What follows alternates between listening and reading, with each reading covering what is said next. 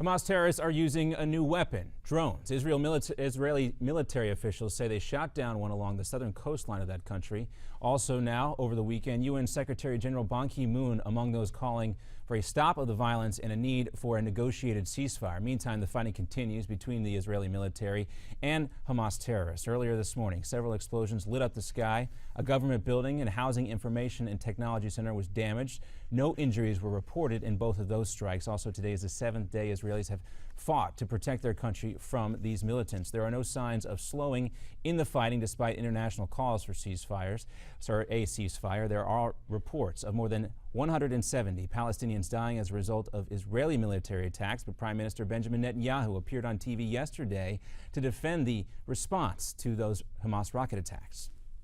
An unconscionable terrorist attack on civilian populations, and of course we have to act to defend ourselves. Well, Netanyahu urged Americans to imagine what it would be like for U.S. cities from the East Coast all the way to Colorado, where about 80% of the American population living under the constant fear of a rocket attack. Meantime, in Washington, D.C. this week, Congress will continue to mull the president's request for nearly $4 billion to deal with the massive influx of migrants, both illegal aliens and political and economic refugees coming to the U.S. across the U.S.-Mexico border into Texas. Last week, despite several fundraising stops in the Lone Star State, the president refused to visit the border. Several Democrats, and let's face it, pretty much every Republican, criticizing the president for not going down there. That certainly does not help the president as he continues to push for a quick passage of an emergency funding bill. The White House claims there's enough money in the package to increase border security, but Republicans, including House Homeland Security Committee Chairman Mike McCall, say border security has not been a priority for the president. So why would it be now with another $4 billion to spend? This is McCall on Fox News Sunday. Look, we're not going to write a blank check for over $4 billion. We're scrubbing it. Now, it's going to be a more targeted approach probably through the end of the fiscal year. But also on the policy side, I'm on the Speaker's working group. We're looking at things like changing the 2008 law. We're looking at things like my border security bill that passed out of my committee, putting that as a provision so that finally we can get this thing done.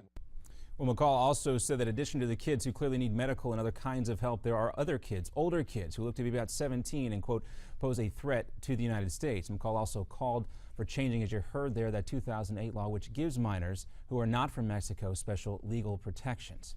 And a 15-year-old girl who survived a relative's rampage, which killed her parents and 4 younger siblings, made her first public appearance since the attack last week. I know that my mom, dad, Brian, Emily, Becca, and Zach are in a much better place, and that I'll be able to see them again one day. I'm really thankful for all of the people that have been praying for me and keeping me and my family in their thoughts. A lot of strength from that young lady right there. Investigators say the shooting was carried out by her aunt's ex-husband. Authorities say the 33-year-old man stormed into the family's home, fatally shot Cassidy's parents and siblings, who ranged in age from 4 to 13. Cassidy survived by playing dead. She then called police to let him know the shooter intended to go to her grandparents' house next. Her head was actually grazed by a bullet as well. Her aunt's ex-husband, here you can see appearing in court, collapsed twice as the prosecutors read out the charges he now faces. And we have liftoff of Antares for the Orb 2 mission. Hey, NASA's back in action. A fresh delivery is on its way to the International Space Station. An unmanned cargo ship containing more than 3,000 pounds of supplies, including food, mini satellites, science samples, and experimental exercise outfits, are now on their way to the ISS. NASA says the exercise suits are resistant to bacteria and odor buildup, which I assume is a good thing in space, so the astronauts won't smell as much as they do during their normal workouts. So good for them.